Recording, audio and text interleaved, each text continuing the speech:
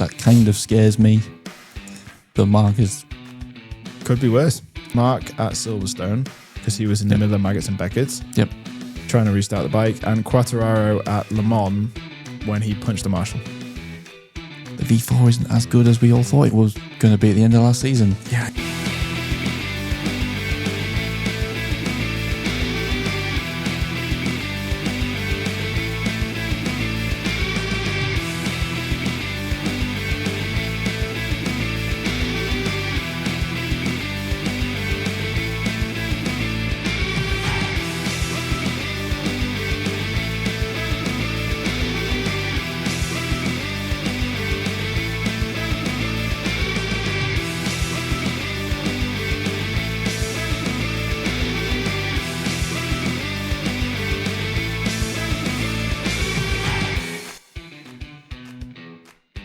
Hello everybody and welcome back to Ahead at the Apex. I am once again joined by Jake. Say hi, Jake.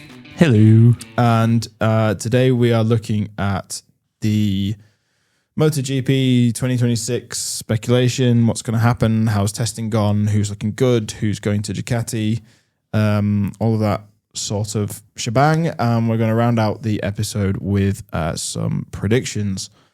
First of all, Jake, 2026 is a big year, isn't it? Yep. Because nothing is changing. Nope, nothing. Not a damn thing.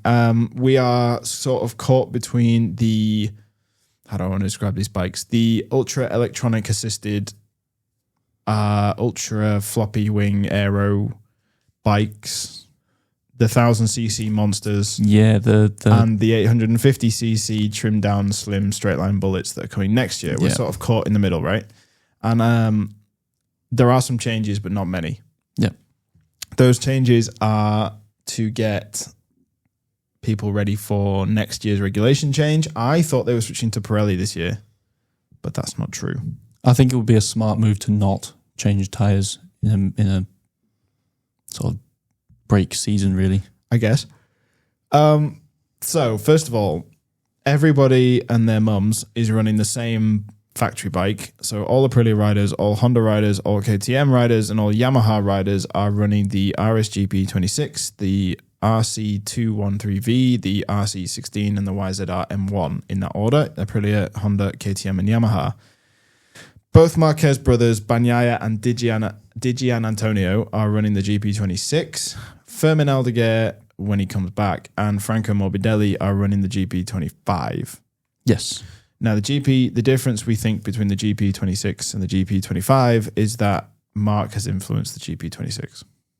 But other than that, there's not a lot of difference. Different swing arm and a different front suspension, I think, is the main difference. Yeah, I mean, that kind of scares me. But Mark is...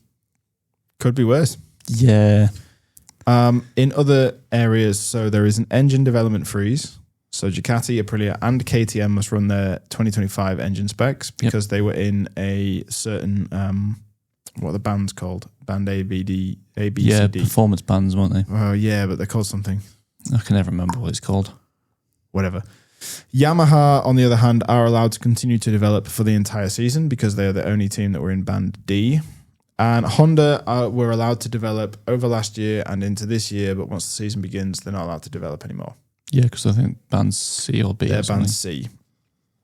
Tyre allocation, as we just kind of mentioned, Michelin have reduced the front tyres to 2 for most of the races rather than 3, and they've also cut the number of tyres allowed for private tests by 56% for the 850cc prototypes next year. And that's because they're not going to be on the 2027 850cc bikes next year, so they've kind of gone like this.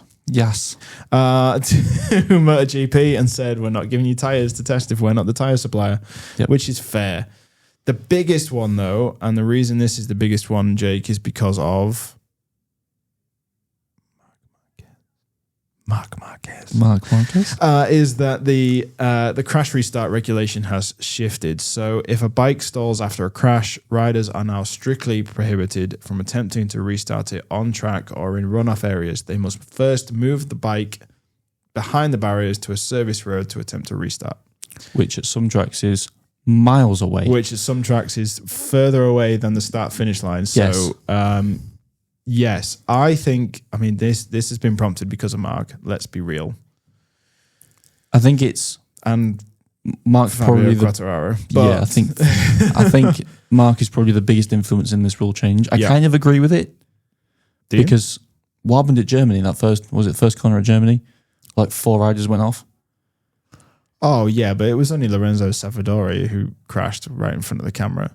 Yeah, Zarco was all the way around the corner. Relax. Yeah, it's it's more. I think it's more about marshal safety than absolutely rider 100%. safety. It's about marshal safety Because obviously Acosta had a crash. I can't remember which race it was on, but his bike almost took out the cameraman. Hungary. Yes. Yeah. And if another rider goes off there, or if a rider was already off there, there's no way he was restarting that bike though. Let's be honest. No. I think the big one that probably drew attention was two things. Mark at Silverstone, because he was in the middle of Maggots and Beckett's. Yep. Trying to restart the bike, and Quartararo at Le Mans when he punched the marshal. Yeah. Probably. Yeah. The other thing is, then it was brought in last year, so it's not a change for this year, but they're not allowed to restart the bike within the last 3 minutes of qualifying 2. Is that correct? 3 minutes? Yes. So, yes, if you go down in the last 3 minutes, that's it. Game over. That's it. Yep. Again, all this is for safety. Dashboard penalties. I don't think you can disagree with No, absolutely these. not. Absolutely not. Dashboard penalties are all different types of penalties now communicated via the rider's dashboard. They are still allowed to show them on the boards, but they are all available on the dashboard now. And riders must now carry a communications module, a Dorna communications module in their leathers, which is part of an ongoing race direction to rider radio communication project. So I think this is an earpiece that runs into the rider's ears. Yes. Obviously. It's very different compared to what Formula One do. I imagine it is. Do. I assume that they are wireless to allow for head movement, but that they have to have a relay pack somewhere in the leathers. Yeah. What's interesting about this is once you start adding stuff safely into leathers, they can be used for cameras. Yes. So you might get shoulder cams, you might get back cams, chest cam, helmet cam, whatever. Yep. Right, we might start to get those. So that's cool. So there are all the changes. As for where we are in terms of the testing cycle and the shakedown cycle, so we've just had testing last week. Sepang, wasn't it? Last week? Yeah. We are on the 16th of Feb. So it was either last week or the end of the week before. So we're just over a week away from testing's conclusion. There is still another test next week in Buriram. Yep. At the Thai circuit. Yep. So we've had shakedown, we've had testing 1. We are less than 2 weeks away from the first Grand Prix. And the story is kind of Alex Marquez top the sheets. Yep. Ducati looks strong. He has got raw pace on the GP26. He's got the race pace and experience we know from last year, so he's looking like currently the favourite. I don't know how anybody can be the favourite when Marc Marquez is on a Ducati, but never mind. Yep. Ducati once again seem to be on top. They've got 4 out of the top 6 positions throughout testing. Marc only finished 4th despite a final day crash. Bagnaia in 6th. Bez in 2nd on the Aprilia. Yeah. Second fastest time of the session. 0.124 seconds away from Alex's best time. I'll give you the facts and then we'll discuss. Yep. Honda have shown good incremental progress on pace. Sorry. Mir finished 5th overall, recording Honda's fastest ever lap at Sepang. Pedro Acosta in 8th place, noting the RC16 feels more natural than the 2025 model. All of this is positive until you get to Yamaha, who face significant hurdles with their new V4 platform. Technical issues forced a precautionary withdrawal from day 2. Crash for Quartararo on day 1 meant he didn't take part in any more testing. So Rins has led the development after Quartararo's injury, along with Miller for Pramac and Toprak, who is completely new to MotoGP bikes. Yeah. So I'm sure all of that information coming out of him was really useful. What do you take from this? Just those statements. What do you take from this? Because I know you've got a lot of other information in front of you, but from just what we've talked about testing over 3 days, what's your take home? I don't think I'm particularly surprised about Ducati's domination. Brakes haven't changed. No. The bikes were really good last year. Yep. We didn't really see the GP26 last year. We saw bits of it. We saw what they were going to do to the GP26. Yeah. Aprilia and Bez, again, solid. Nothing you can complain about. Just Yamaha. I as a Quartararo fan, not really a Yamaha fan after last year, it was a bit of a bad season in total. I was hopeful this year with Toprak coming in and Miller being there. No Oliveira. Wasn't a fan of Oliveira. We know. We all heard your ratings. Yeah. Quartararo's crash is not helpful, really. No. And it doesn't give a good sign that the bike is stable enough. No. And the evidence proved that the V4 isn't as good as we all thought it was going to be at the end of last season. Yeah, and yet they keep throwing money at it. Just all the time. Things they needed to do because that inline four was bad. Yamaha are probably spending more money on that engine than Aprilia are on running a whole team. And Bez was second. And honestly, if you discount Mark from that, I think Bez has got it in him to beat Alex over a season. Alex, because he's not technically on a factory team bike. Oh, he's on a top spec bike. He is. He's just not in the factory team of Ducati. I get that. So upgrades might not suit him. No, I'm just thinking more consistency, right? Yeah. And Alex did drop off massively at points last year. Yeah. Especially during sort of after the summer break and near the end of the year. If Bez can continue that level of form, even if he's not winning races, if he's just constantly on the podium, he could catch Alex if he has a bad race. Yes, I get you. Gresini have got bigger problems though, haven't they? Because Fermin Aldeguer, it is reported, will miss both the Buriram test and the opening Grand Prix as he continues to recover from an injury. So for those who don't know, he fractured the shaft of his left femur, which is a big one, in pre-season testing.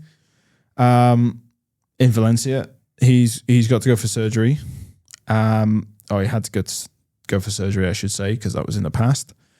It seems he's going well, but he's obviously missed shakedown pre-season testing, both pre-season testings, and going to miss the first race. And he is on a newer bike to him. He's on a GP25, yes. He was promised a 26, but never mind. He might have chosen to go for the 25 rather than the 26. And he's going to be turning up at the Brazilian Grand Prix as his first race, which everybody's going to be, is a new track for everybody.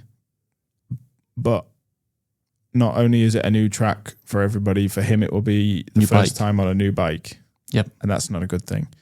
So Gresini really do need Alex to be at the top of his game because Fermin isn't going to be. Yep. But one thing I thought was weird you didn't mention was Honda. Yeah. Fifth in the top six. Beat Bagnaia. We have a similar issue in Formula One. I don't believe that we should be looking into testing speed as much as we are. Boo. Boo. Yeah. It's not the case that I don't believe testing will give a good... Yeah, nice. Soundboard. I think it's mainly down to the fact that we don't know what teams are running. They could be running high fuel, low fuel. They could just be testing the aero. They could be testing anything. We don't know. I know. That's a piss poor attitude to have. But Honda, it looks good. It looks really good. It looks really good. They got lots of mileage in. Fourth, fifth fastest. Yeah. Between the factory Ducatis, yeah. And Aleix is saying it's the best MotoGP bike he's ever ridden. He said, I feel good on the bike, feel confident. We still have some weak points we need to work on, but it's been a positive day. Yeah. That was after day one. Day one. Yeah. It's a good sign. And, bearing in mind that I grew up watching Honda in Formula One, supporting Honda in Formula One. Yeah. I am excited at the prospect of Honda doing well. Yeah, don't get me wrong. Dan, they've been putting the right people in place and the bike looks aggressive and different. Lots of upgrades last year. There's a lot of change to this bike, not just the engine. Yeah, there's been lots of upgrades at the end of last year as well. So it's looking good. And let's not forget, Zarco was on the podium twice last year. Exactly. And so was Mir and Marini, one each. Yeah, and it's looking good compared to what they had in the last few years. But again, we don't know what other teams are testing. Well, that's very true. We do know what Yamaha is testing, though. Reliability is not difficult to guess. So Yamaha's downward spiral continues. We just briefly mentioned it there. So they brought their new V4 project to the shakedown and first test in Sepang. On day one of testing, the V4 power unit had an issue. Quartararo crashed on day one, so reduced mileage. The engine issue was described rather worryingly as more than big. It was unexpected. It was a problem we've never had. Yeah, they had some at the end of last year with oil pressure or something, I think, or whatever. Yeah, so this was... Who was running the V4 at the end of last year? I think it was Rins, wasn't it not? No, they had an extra test driver. Oh, Fernandez. Number 7, yeah. Who was running the V4, and it was problematic. Yeah, the reason I put them together like that, the Honda and the Yamaha teams, is because they're both coming into this new set of regulations in 27 on the back foot, right? Yeah, they've had an absolutely torrid time for the last 5 or 6 years during this sort of era of regs with the engine and the chassis and the bikes. Yes, but it seems that Honda are turning it around slowly, but slowly, and Yamaha just continue to throw money at it, and the problem doesn't go away. Yeah, and if I had to put my money on somebody to sneak a win this year, it would be Honda again. Yeah, I think not Quartararo. I think we all know from other sports that throwing money at a problem doesn't fix it. Yeah. Whether it's football, F1, MotoGP, just throwing money at a problem doesn't fix it. What fixes it is the right people, and Honda have got the right people in. Yeah. Yamaha clearly have not. Yes. Finally, the thing I'd like to talk about from testing is Martin. Jorge Martin. The Martinator. Mr. 89. We spoke a lot last year about how crap his season was because he spent the whole time off on injury. Aprilia confirmed this week that he will be travelling to Thailand. He's still recovering from injury, though. But with the intention of taking part in both the test and the Grand Prix. Yeah. So he's had his medical checks for his left hand and his right collarbone, which he sustained in Japan when Bez crashed into the side of him. Yep. He will need to pass a medical, but it looks like, touch wood, that we might actually have Martin on the grid for the full season. It'd be nice because I think Bez is going to destroy him. Yeah. Absolutely annihilate him. And then his stock value will just go down the toilet. Yeah, I mean, it's his last season of his contract, isn't it, as well? So sure is. It's... Obviously, last year was not a very good season full of injury, and I think we both rated him fairly based on last year, at the end of last year. Yeah. And it'd be nice to have every single rider start the race. Obviously, this year we're not again. But bearing in mind, world champion should be on the grid. Well, he's not the world champion. Former, but yes. Did you forget Mark absolutely annihilated everybody? I didn't forget. 6 races before the end of the season. I didn't forget, no. Did go home 5 races before the end of the season. It's nice to have everyone that's won a world championship in the past on the grid that's still able to ride, like Mir. It's nice to have them on the grid, to have some experience and some rookies and have that mix. So having Martin or Martinator would be nice. But bearing in mind how bad his season went last year, I'm not looking hopeful for a good result. No. And then I'm also conscious that Aldeguer is also injured. Yeah. Could there be a similar thing going on this year with him? No, I think he'll be back. I think he'll be fine. Yes. But also it might also affect his performance. Yeah, the femur is not a bone you want to break, but no I think he'll be fine. It's hopefully we have a completely different season for Martin. Or he's fit all year and does well and wins races and you know, sure, challenges for the title with Bez and Mark and Alex and Bagnaia, maybe. But I'm not Bagnaia. I'm not looking forward to the possibility of Martin just sitting at the back of the grid like he was at the end of last year and sort of hovering around 10th, 15th, a few points here, a few points there. Like, that's not what you want to see. It certainly doesn't help his 2027 prospects, does it? No. So there's actually been a lot of shift in the 2027 rider market. Before we even get to the first race of 2026, it seems that MotoGP decided, 2027, that's what we need to sort out, and we need to sort out right now. The speculation hat is on every single team right now. Okay. So the only people who are confirmed, the only person who is confirmed for next year is Bezzecchi. Yes. Who has signed a deal with Aprilia. I'm in. See you later. I'm in factory Aprilia. That's it. That's where Done. I'm going. That's what he's done. Okay. The biggest rumor this week and last week and all weeks since the dawn of time is that Pedro Acosta is likely going to Lenovo Ducati.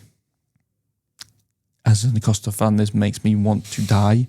Okay. I hate this concept, but yes, that is the current rumor. That's the current rumor.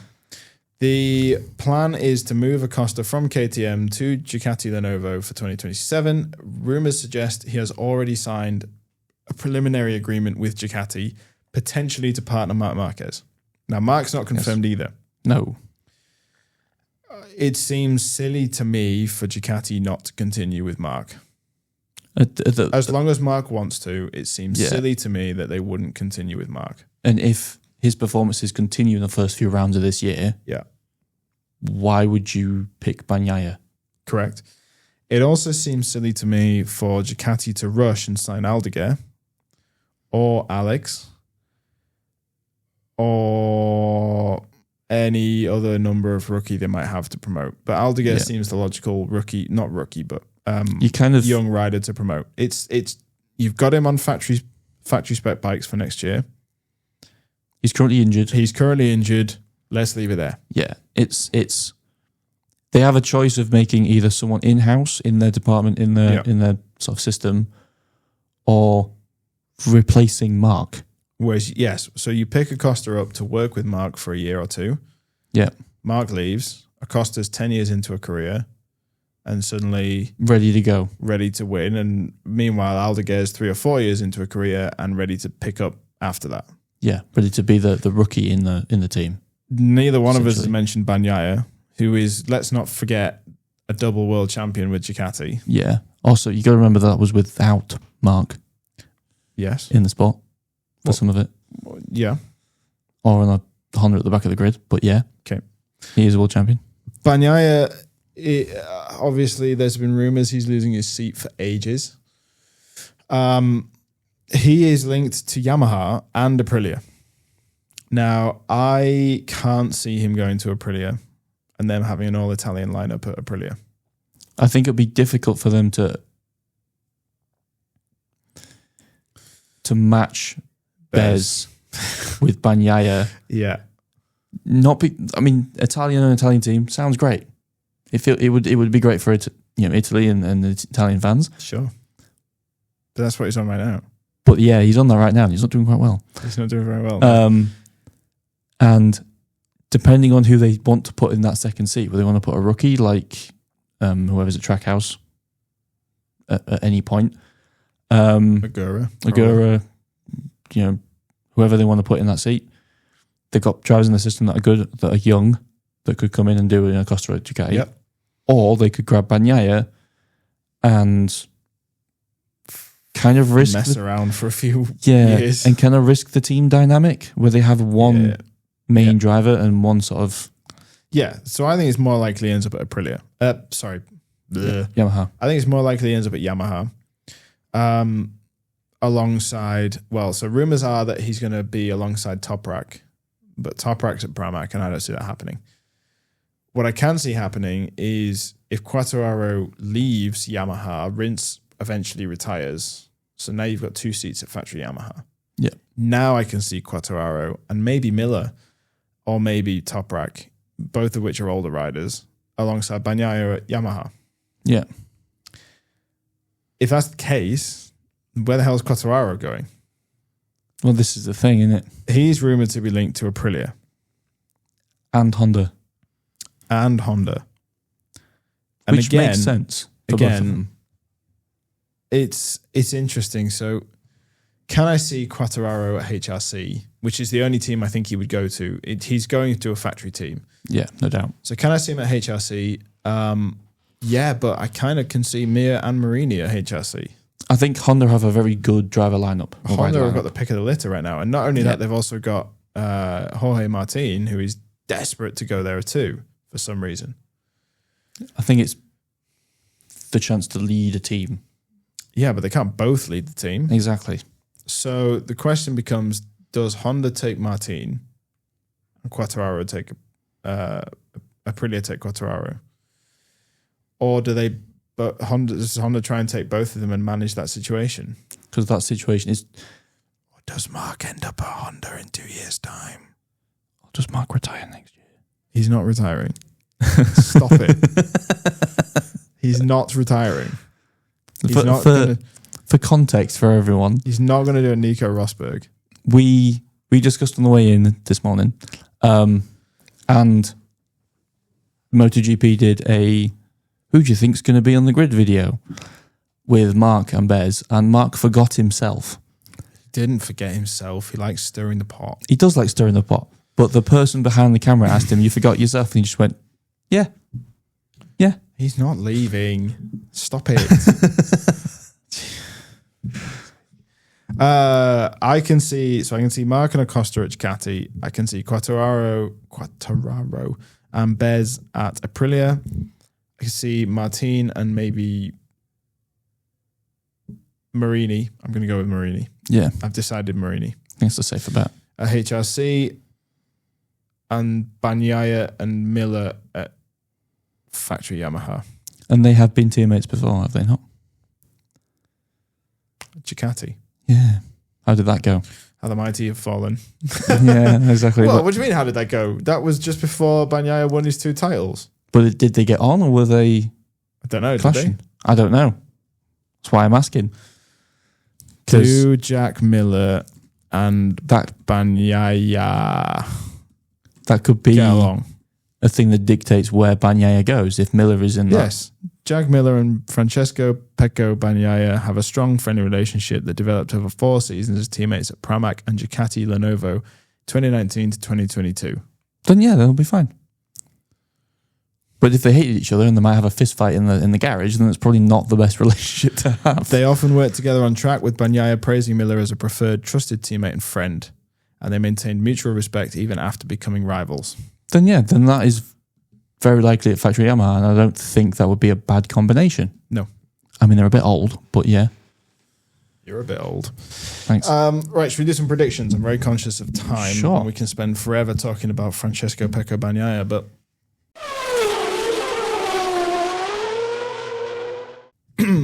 Let's do some predictions. So, who is going to be strong this season? I would like you to pick 2 riders. And I would like you to pick 2 riders who aren't going to necessarily win the title.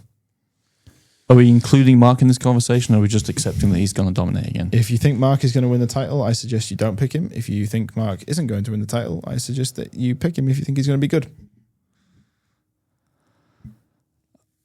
I think Mark's just going to continue his form. I think Mark and Bez really are going to do well. I think it's going to be between those two this year. I just can't see Alex in that conversation just because of his consistency wasn't quite there at the end of last year. And he's on a newer bike. Yep. Whereas Mark was kind of on the 26-ish. Yep.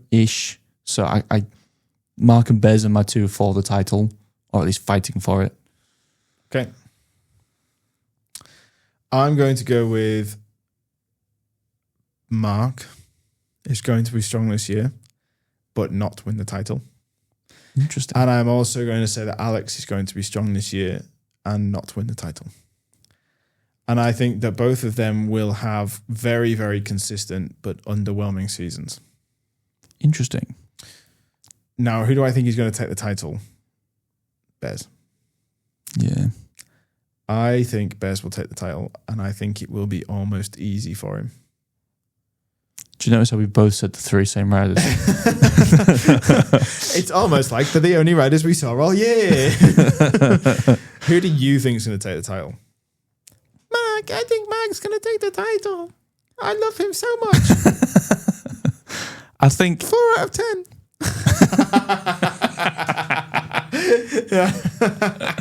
I'm not going to live that down, am I? I've had the worst night of my life. 8 out of 10. I think, I do think Mark's going to win the title, but I think it's going to be a lot closer. Yeah. I think it's going to be, Mark didn't ride for like the last 5 races last season and still won it by 100 and some points. 4 out of 10. I think it's going to come down to like the last sort of 2 races or sprint races or a mistake here, a mistake there. I think it's going to be very hotly contested between Mark and Bez. That answers my next question. Yeah. And it's kind of, I think Alex will be 3rd all season, and I think that's sort of how it will finish, but it will be very tight. Sure. At the top 2. My next question was, will Aprilia be able to take the fight to Ducati? I think we both can say yes. Yes, without a doubt. Absolutely. Who will be the biggest flop of 2026? And I don't mean Pramac's front wing. I think Mark will be the biggest flop all year. 9 out of 10. Oh, God, this is a hard one. I think, and I mean this in a very PC way, I think Bastianini. Bastianini. What makes you say that? He's at Tech 3, right? Yeah. I think, not to say the KTM is bad, but I think it will improve throughout the season. But again, I think last year he'll just not click with it. Interesting. And I think Acosta and Vinales and even Binder will start getting points and doing well and getting up there, and Bastianini just won't click again, sure. and will just continue to tumble down the grid every race. Okay, I'm going to go with. I had 2 riders in my head. Bagnaia, 8 out of 10. It only works when it's you. No, I think Bagnaia's. We expect the flop now from Bagnaia. I'm going to go with. I can't decide between 2. It's hard, isn't it? Name the 2, and then we can. Martin. Ooh. And Toprak. Ooh. And I think they're gonna flop for different reasons. I think everybody expects Martin to be back at full peak powers, and he'll just be like 15th. And I think everybody expects Toprak to get on board with the MotoGP bikes very quickly and sort of be on Quartararo's level. And I think he'll be 16th. I'm worried about Toprak, but I don't think he's going to click straight away. I think it's just the bike is different. I'm going to go with Quartararo as the biggest flop. Change my mind. Okay. Change my mind. I think Quartararo is going to be a big flop, and I think that will tank any move he has to Honda or Aprilia next year. Final question, and then we're going to wrap it up. If you had to pick one of the speculation moves that we've just talked about, yep, that would be announced in 2026, who are you picking? Which rumor do you think is true? Acosta. Yeah, I kind of think the same thing. I'm disappointed that he's gone to Ducati and not anywhere else. But I understand why he would. He's taken the Ducati seat. 3 out of 10. Yeah, okay. But also, I think Acosta too. I think we can agree on that. I think it's such a risk with new regs next year. Yeah. On a Ducati bike that might not be good. You're a Ducati bike that might not be good. Thanks for the insult. Right. We're going to end it there. It's been a decent chunk of episode that we've recorded, and I can feel time catching up on us. Thanks again, Jake, for coming down. You're welcome. Happy to be here. Well, at least one of us is. We will see you next week, I suspect, for some Formula One predictions that will match this. And then we are basically at the start of both seasons. And it's going to be... And WEC? No? Mega. WEC is March. Late March, I think. 2026 calendar. March. Why? March 28th. Okay. So we've got some time left.